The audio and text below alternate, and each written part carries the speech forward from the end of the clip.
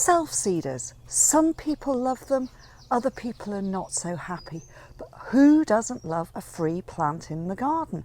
And most self-seeders, once you know what they look like as they're germinating, you can quickly get rid of them. Hello, I'm Rosie Hardy. This is Rosie Hardy Gardening.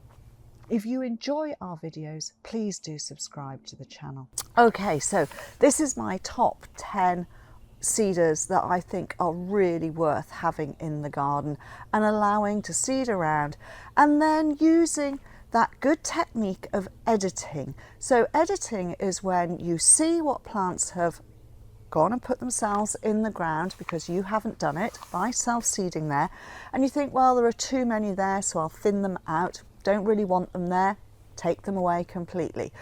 But you do need to recognise them as young seedlings, and that's quite key to self-seeders. So you need to understand what are their first cotyledon leaves, so the first pair of leaves that come out, which are the seed leaves. Those are the leaves that feed the rest of the plant as it's coming through. Quite often they're a completely different shape to the leaves, the true leaves that are coming out. So if you can recognise them at cotyledon stage, brilliant, because that's really easy because you can knock them off, they won't grow again from there. If you can't recognise them at that stage, then let them come through to the first true leaves, and once you see that, then you are able to do them, but they'll have put on a bit more of a root system if you wait for them to do that. So when they are their first leaves, they've probably only got the first bit of their taproot and maybe one or two. So let's have a little pick. So these are your cotyledons here. This is your little growing point here. That is the stem. This is your ground level here. Let's do that like that. That's your ground level, and that's your little root to start off with. That's your first root system. If you wait until, let's do another one here. So let's do the ground level there. We'll just do the stem, and then above that would be, sorry, I'm not as good at drawing this. Above that would be that, and then out of here comes the new leaf, which can be on a stem, and then maybe it will be slightly like that. So we show that that is then going to be, it will be a pair of leaves. Once you've got that amount of growth, then what comes down here will be a much longer, and there will be more coming out of here like so. So your root growth then has doubled in size. So basically think about this in the way that little bit of leaf at the top, little bit of root. Once you start to get more up here, you're going to have double, if not treble, the amount of root down below.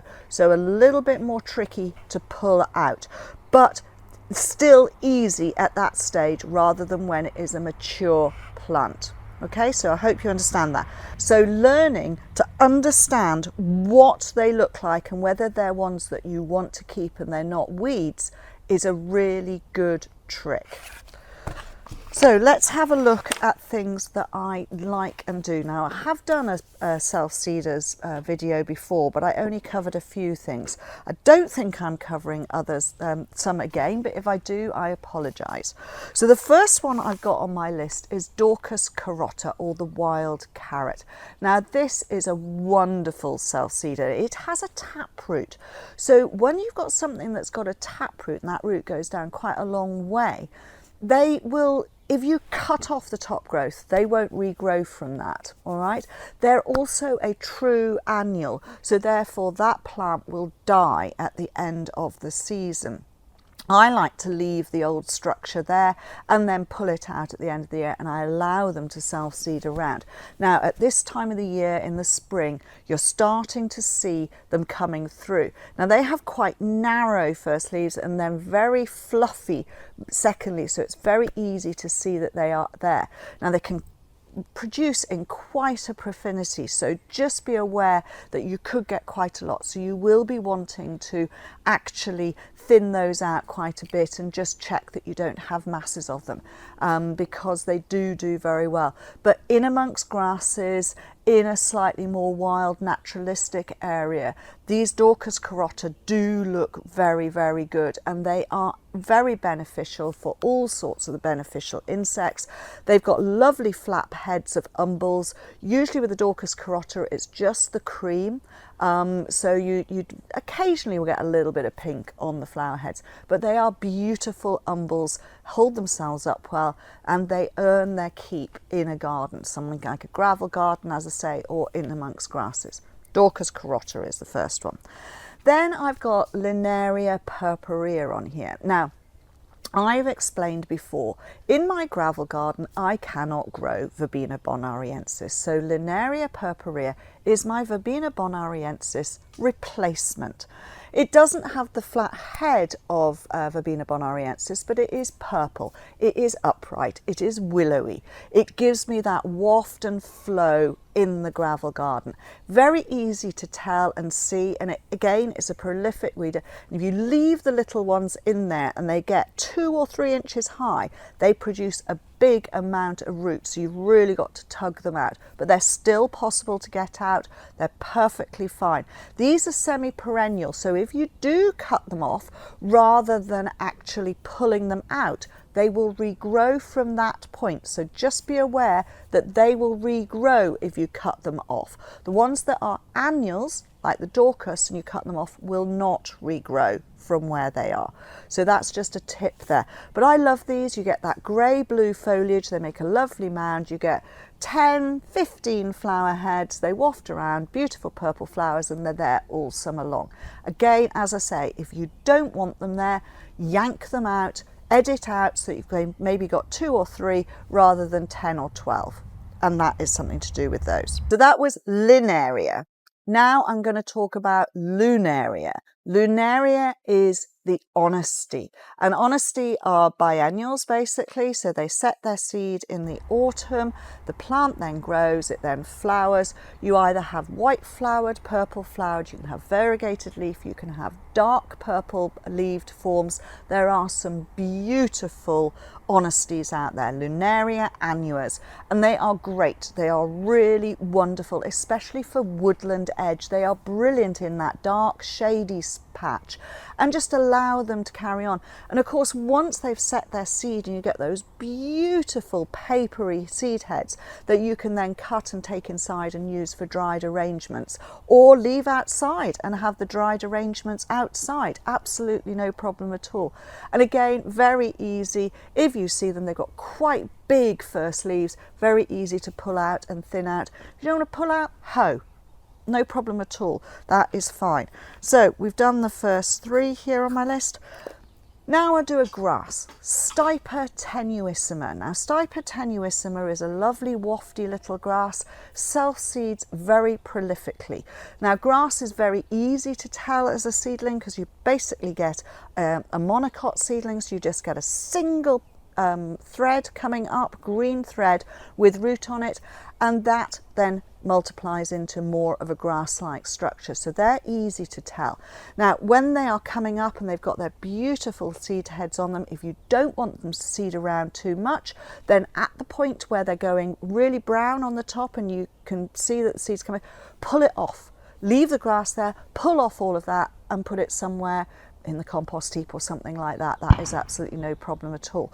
But again, you can see where they are, you can hoe them out, you can thin them out, very easy to thin out, but it's wonderful. I allow that to go through my gravel. I started with 1 plant, I've got about 20 now, all in different patches. If I don't like them there too much, they aren't a long-lived grass, so therefore, because they're not a long-lived grass, you know, the old tumps are going to die down. You just pull those out, something else can seed into that patch. I love it when plants live for maybe 3 or 4 years and then they die off. It's an opportunity to put something new in there or go back to what you had before because you like it. If you enjoy learning about gardening from me, then why not take a look at my propagation workshop? This is an online course, and this is all about herbaceous perennials. So you are going to learn all of the skills that are required to propagate more plants from your garden for free. For more information, please click the link in comments below.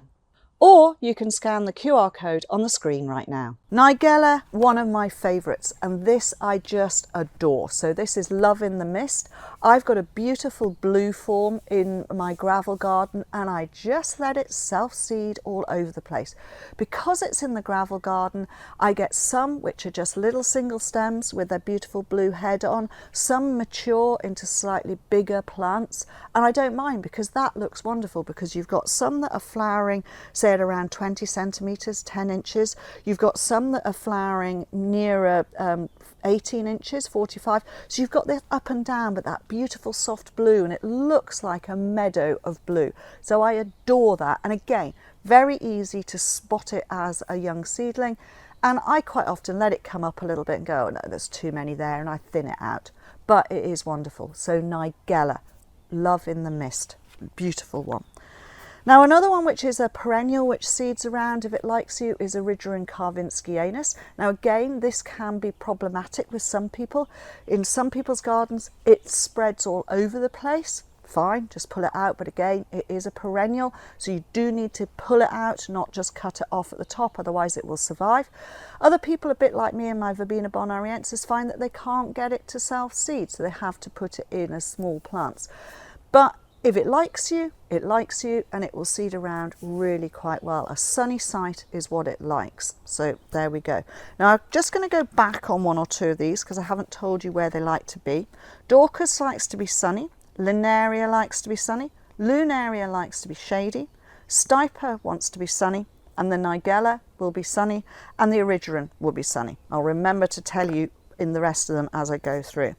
Now another one that I like because it's very tall, it's got beautiful white flowers with a pink blush to it, is Verbascum blattaria. Now Verbascum blattaria is a true biennial. You get a lovely rosette of flat green leaf and that will stay there growing for a year. The following season it comes up to flower. Beautiful big white flowers. It's got pink tinge to the bud. As the flowers fade they get a pink tinge to them as well. Then it sets seed and the seed pops out all over the place. I've got it growing in my grass, I've got it growing in the gravel area, it will grow in shady spots, it will grow in sunny spots. It's a really lovely Verbascum. Once you see the rosettes there, if you pull it up or cut it off, it won't regrow, so that is fine. You can collect the seed, you can scatter it around. I find it a very lovely thing to have because it's just very airy and wafty. Then we've got Silene coronaria, which is what you would know as Lichnus coronaria. This has got the beautiful silver foliage. Now as soon as you see silver or grey foliage, you know it wants to be in a sunny spot. This is a short-lived perennial, so you will get the plants creating quite a large clump. Maybe up to 4 years they will survive and then they rot away. If you allow them to set seed, they will seed around and you'll get beautiful little seedlings. Again, it's not one you really cut off, you need to pull out and then you'll get that going through. They come in white, they come in pale pink, and they come in the bright magenta pink. And I think they're great to just allow to be in places. I like them moving around. So mine last in the gravel garden about 3 years, then they disappear, and then suddenly I find one popping up somewhere else. I do like that, especially the magenta one, because it's really bright and cheery and looks really good. The white one on my gravel, because it's chalky gravel, doesn't show up very well, so the pink one really does. So choose the colour that you want and let them self-seed around, but they are worth it because they flower and flower and flower, and that is what we all want in our gardens. Then we've got a hardy geranium, the native geranium to the UK, Geranium pratense. So that is the geranium of the field. It makes lovely big round green mats. If it's in grassland it will be bigger, if it's in drier areas it will be smaller. I've got it seeding around in the gravel and in my grass areas. I have different colours from whites, pale pinks, lilacs through to blues because that's just natural seedling variation. If it's drier it's shorter at around about a foot, 30 centimetres. If it's in better conditions it's up here nearer 2 feet, 60 centimetres, and that is really really great, so I love it. And these are ones that you really do have to pull out of the ground because they make a big root. So whatever you see in the way of foliage above ground, think of at least that amount in roots below, if not a little bit more. So it will take a little bit more of a pulling out or a digging out. If you leave a bit of root, it won't regrow from the root, but do take all of the crown out. And that's another one which is great because it will be out at different times. And I love the fact that you get different colours. You don't know what colour is going to pop up. That is always fun to me. Then I've got a couple for shady areas. So I have got Smyrnium rotundifolium, and this again is a tap-rooted plant. So this one's going to go right down and be a really big taproot going down. It's an interesting one because it self-seeds, it germinates, and you see it there, and then it disappears and you don't see it for a year. What it's doing is it's growing below ground level and you aren't aware that it's there. And then suddenly the following year you get all of this beautiful foliage coming up it comes, and you get these fabulous yellow bracts. They're sort of green yellow bracts which are really bright and spectacular in a dark shaded spot, and then you get the tiny umbels which are also soft yellow coming out of the top of it, and then it will seed around all over the place. If you don't want it, dig it out, try and cut that taproot. As soon as you cut the taproot, that's it, the plant is dead, and it is lovely for naturalising in woodland and doing well. In contrast, you've got the Zizia aurea. Now Zizia aurea is a true umbel, and it comes from really quite lovely low foliage which has a purple tint to it, and it makes a nice clump. Again, because it's an umbel, it has a taproot, but it has a taproot that also branches out and makes a good clump. Now this is a very free seeder. We found it seeding around in the nursery in the paths. It seeds into other pots, quite easy to get out from other pots, especially if you know what you're looking for. So in a woodland it's great. Foliage gets to about 1 foot to 18 inches, lovely foliage, really ornamental foliage, as I say, with a slightly purple tint to it. So that's about 30-35 centimetres for the foliage, and then very wiry stems arching out, giving you that V-shaped stems, branched at the top, lovely flat yellow umbels, really beautiful in a shady spot, and that is great. Now a lot of these things, and especially these last two, because they are umbels, are really good for pollinators and for beneficial insects, especially for the hoverflies. So they are very good for introducing that sort of thing. So here we have a little Nigella. These are the first seed leaves here, and then this is it coming through. So you can see it's not huge, it's coming up quite nicely and it's going through there. Now if I was to just gently pull that, let's get some of this gravel out of the way, you can see the stem going down like that. Now because this is an annual, if I just pull it up and snap it, that is not going to regrow. So that is the pair of leaves, that is the Nigella. So you can see it has got quite ferny leaf. Now next to it is the Daucus carota as a small plant, and it looks very, very similar in its foliage. Now this has come through quite quickly, and again it's going through, so you can see it's made quite a bit of carrot root at the bottom there. Do you see that? It's like a real carrot.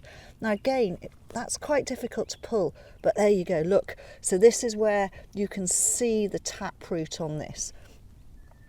Look at that taproot that has got. So that is now thinned out. I'm not going to be able to grow that. So the difference between those two, although the foliage looks a bit similar, one has a taproot and one does not. So that is what you're looking for when you're doing it, and if you pull them up, they will be gone.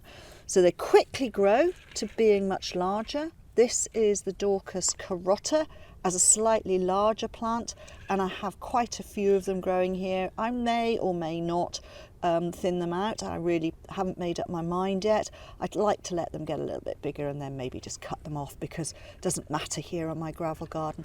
And then this is the Nigella, just growing up and being really good and coming through.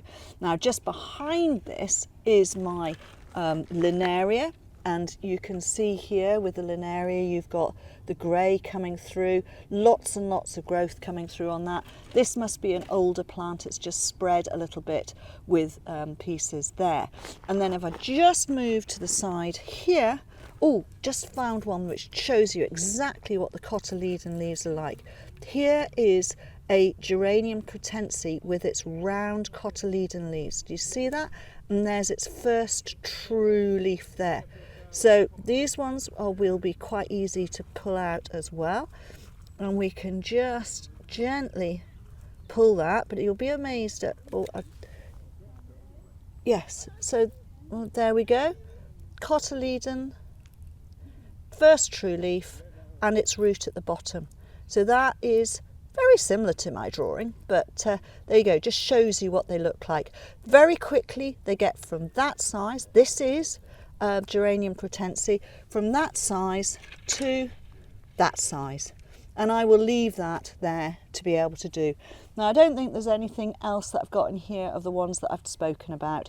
So, but that gives you the general idea of how to look and how to understand what they are doing. Because as you can see with what I've got here, I actually allow a lot of cell seeders going through. Oh look, and there is the Stipa tenuissima. That's the one I forgot to mention. And looking good, and allowed that to escape and wander around the garden. So have fun with these and just remember to learn to understand what they look like as they are coming through as seedlings, and then you will be much better at taking out the weeds but leaving what you want. Thank you very much for watching, and please do subscribe to the channel. If you want to watch another video of mine, YouTube thinks this one is perfect for you.